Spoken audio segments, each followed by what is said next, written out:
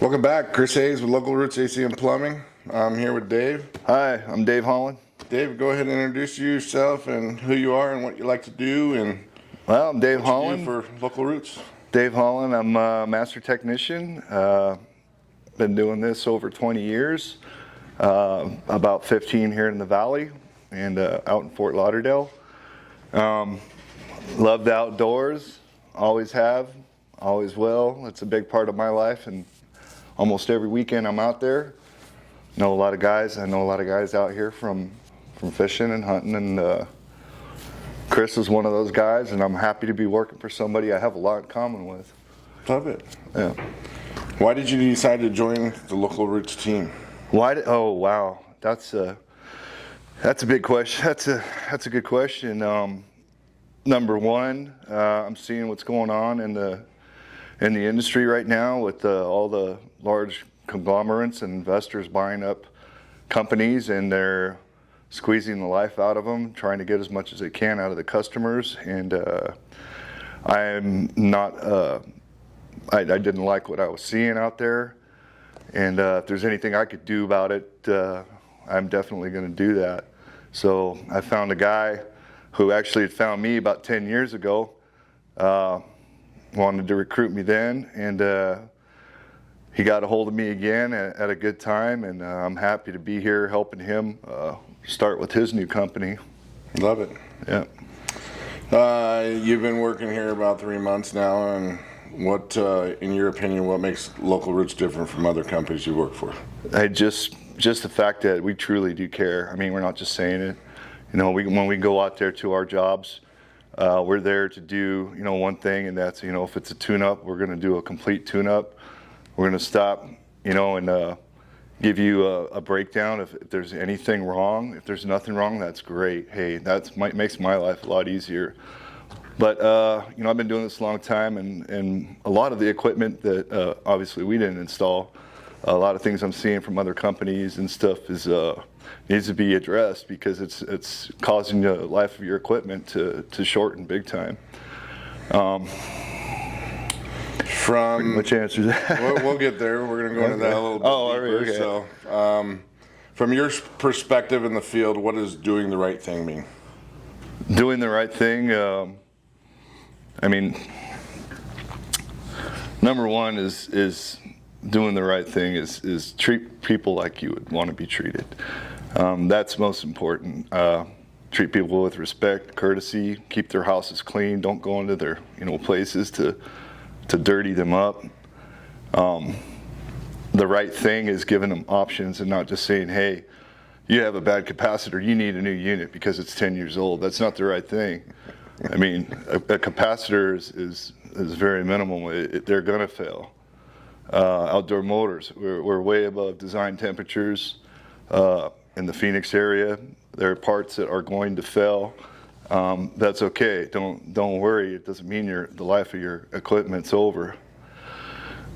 The life of your equipment's over, in my point of view, is when you start making giant investments into it, like $4,000 or $5,000 investments into something that's actually probably damaged more than just the problem. Say you have an indoor coil leak. Well, you've hurt the compressor. The compressor has been overheating while your unit has been undercharged. And I'm seeing that a lot. I mean, even some of the new equipment that we've gone back on from other companies, the equipment's not charged right. It's not set up right.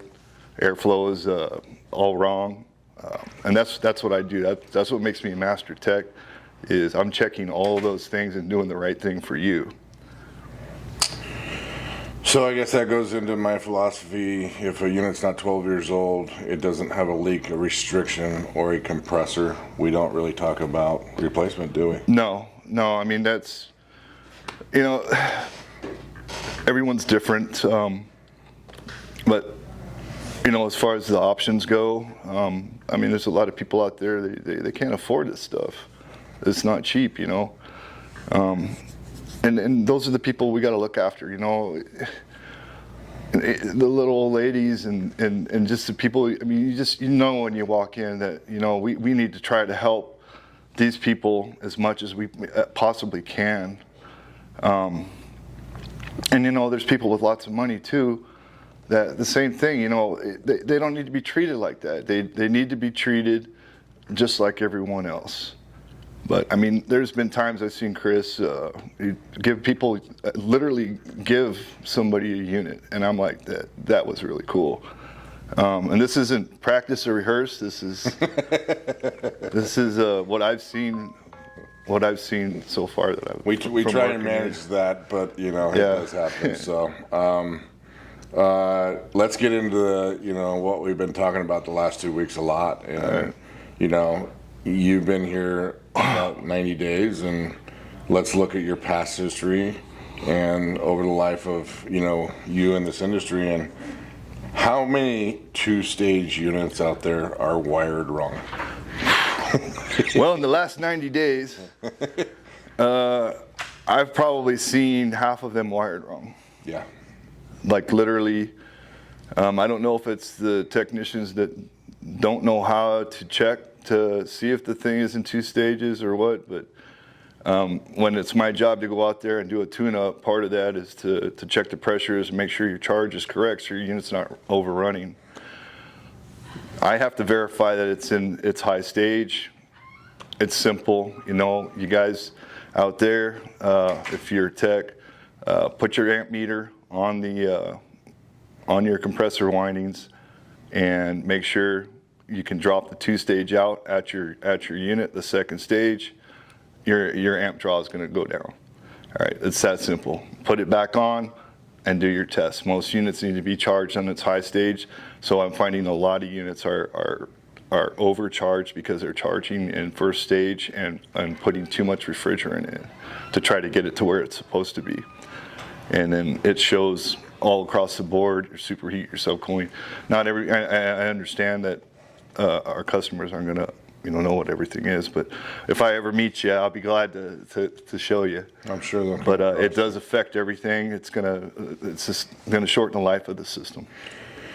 So that leads into my next question. Why do you believe 2-stage and variable speed systems are such a good fit for Arizona? Well, because the bottom line to that is it's not always going to be 115 degrees outside.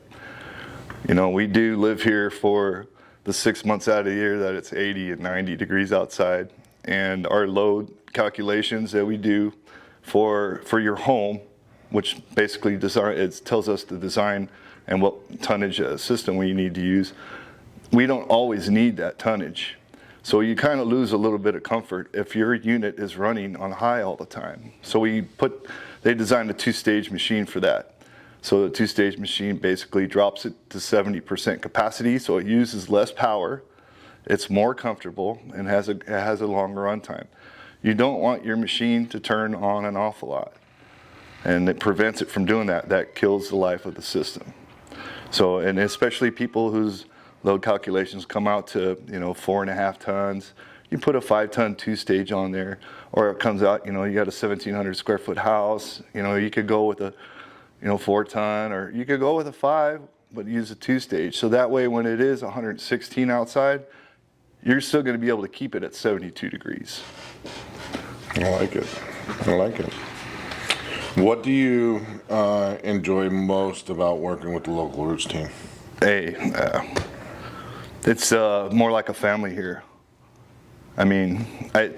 Most employers, I don't get to talk to the owners of the company, and let alone work with them.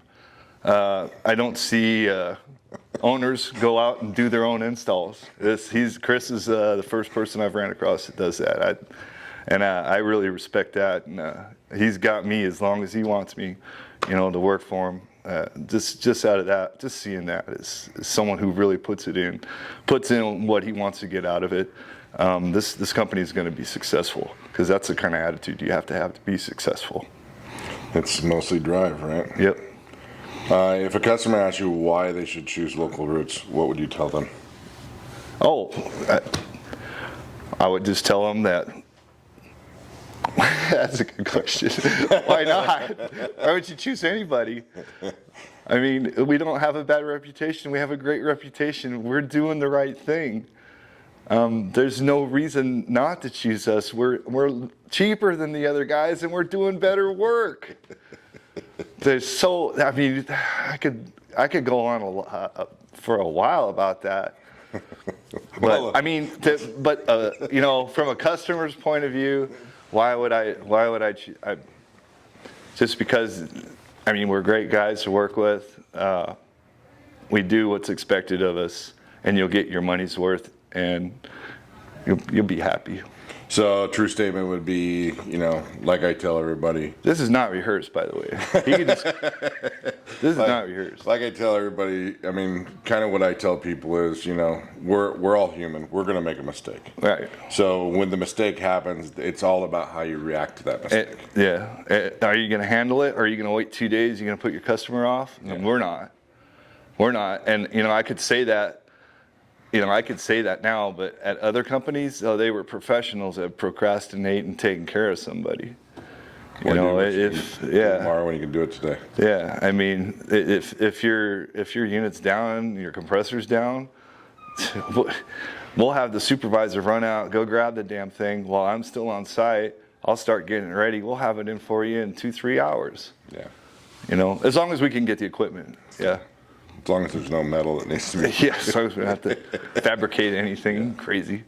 Well, it's been fun, Dave. We enjoy having you on the team, and I appreciate everything about you. Yeah, thanks for blindsiding me, buddy. Thanks, guys. That's all I got.